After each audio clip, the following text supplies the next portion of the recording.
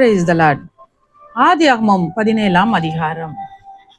ஆபிராம் 99 வயதான போது கர்த்தர் ஆபிராமுக்கு தரிசனமாகி, நான் சர்வ வல்லமையுள்ள தேவன், நீ எனக்கு முன்பாக நடந்து கொண்டு உத்தமனாய் இரு.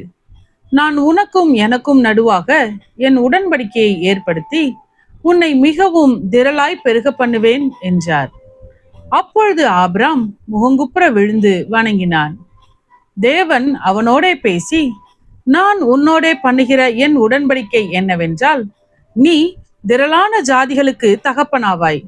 இனி உன் பேர் ஆபிராம் என்னப்படாமல் நான் உன்னை திரளான ஜாதிகளுக்கு தகப்பனாக ஏற்படுத்தினபடியால் உன் பேர் ஆபிரகாம் என்னப்படும். உன்னை மிகவும் அதிகமாய் பழுக பண்ணி உன்னிலே ஜாதிகளை உண்டாக்குவேன். உன்னிடத்திலிருந்து ராஜாக்கள் தோன்றுவார்கள். உனக்கும் உனக்கு பின்வரும் உன் சந்ததிக்கும் நான் தேவனாய் இருக்கும்படி எனக்கும் உனக்கும் உனக்கு பின் தலைமுறை தலைமுறையாக வரும் உன் சந்ததிக்கும் நடுவே என் உடன்படிக்கையை நித்திய உடன்படிக்கையாக ஸ்தாபிப்பேன். நீ பரதேசியாய் தங்கி வருகிற கானான் தேசம் முழுவதையும் உனக்கும் உனக்கு பின்வரும் உன் சந்ததிக்கும் நித்திய சுதந்திரமாக கொடுத்து நான் அவர்களுக்கு தேவனாய் இருப்பேன் என்றார். பின்னும் தேவன் ஆபிரகாமை நோக்கி, இப்பொழுது நீயும் உனக்கு பின் தலைமுறை தலைமுறையாக வரும் உன் சந்ததியும் என் உடன்படிக்கையை கை கொள்ளுங்கள்.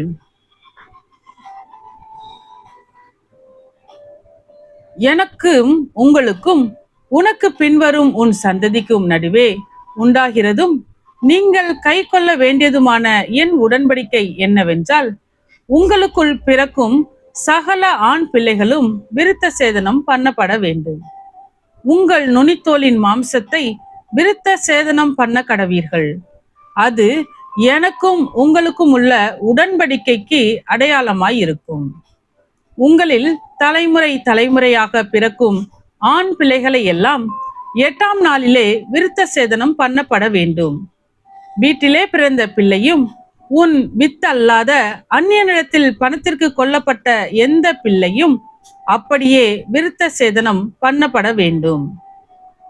உன் வீட்டிலே பிறந்த பிள்ளையும் உன் பணத்திற்கு கொல்லப்பட்டவனும் விருத்த சேதனம் பண்ணப்படுவது அவசியம். இப்படி என் உடன்படிக்கை உங்கள் மாம்சத்திலே நித்திய உடன்படிக்கையாக இருக்க கடவது. நுனித்தோலின் மாம்சம் விருத்த சேதனம் பண்ணப்படாதிருக்கிற நுனித்தோல் உள்ள ஆண் பிள்ளை இருந்தால் அந்த ஆத்துமா என் உடன்படிக்கையை மீறினபடியால் தன் ஜனத்தில் இராதபடிக்கு அறுப்புண்டு போவான் என்றார். பின்னும் தேவன் ஆபிரகாமை நோக்கி, உன் மனைவி சாராயை இனி சாராய் என்று அழையாதிருப்பாயாக, சாராள் என்பது அவளுக்கு பேராய் இருக்கும். நான் அவளை ஆசிர்வதித்து அவளாலே உனக்கு ஒரு குமாரனையும் தருவேன்.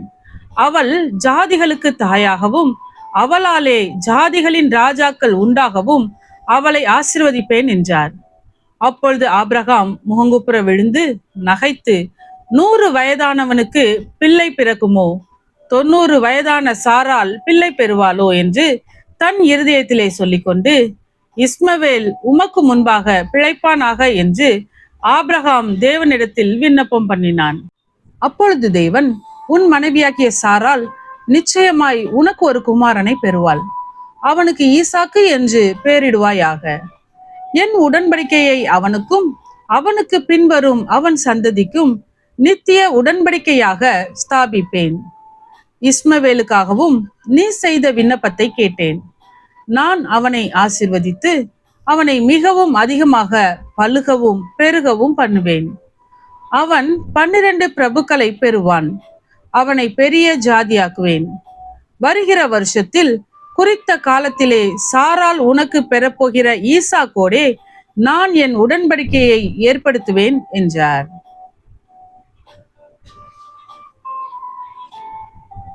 தேவன் ஆபிரகாமோடே பேசி முடிந்த பின்பு அவர் அவனை விட்டு எழுந்தருளினார். அப்பொழுது ஆபிரகாம் தன் குமாரனாகிய இஸ்மவேலையும் தன் வீட்டிலே பிறந்த யாவரையும் தான் பணத்திற்கு கொண்ட அனைவருமாகிய தன் வீட்டில் உள்ள ஆண் பிள்ளைகள் எல்லாரையும் சேர்த்து தேவன் தனக்கு சொன்னபடி அவர்கள் நுனித்தோலின் மாம்சத்தை அந்நாளிலே தானே விருத்த சேதனம் பண்ணினான். ஆபிரகாமின் நுனித்தோலின் மாம்சம் விருத்த சேதனம் பண்ணப்படும் போது அவன் 99 வயதாய் இருந்தான். அவனுடைய குமாரன் இஸ்மவேலுடைய நுனித்தோலின் மாம்சம் விருத்த சேதனம் பண்ணப்படும் போது அவன் 13 வயதாய் இருந்தான். ஒரே நாளில் ஆபிரகாமும் அவன் குமாரன் இஸ்மவேலும் விருத்த சேதனம் பண்ணப்பட்டார்கள். வீட்டிலே பிறந்தவர்களும் அந்நியரிடத்திலே பணத்திற்கு கொல்லப்பட்டவர்களுமாகிய அவன் வீட்டு மனுஷர்கள் எல்லாரும் அவனோட கூட விருத்த சேதனம் பண்ணப்பட்டார்கள். ஆமென். கர்த்தாவே, உம்முடைய வசனம் என் கால்களுக்கு தீபமும் என் பாதைக்கு வெளிச்சமுமாய் இருக்கிறது. இருளான என் வாழ்க்கையிலே வெளிச்சமாய் நீர் தந்த வசனத்தை தினமும் படித்து வாழ்வில் இடராமல் நடப்பேன்.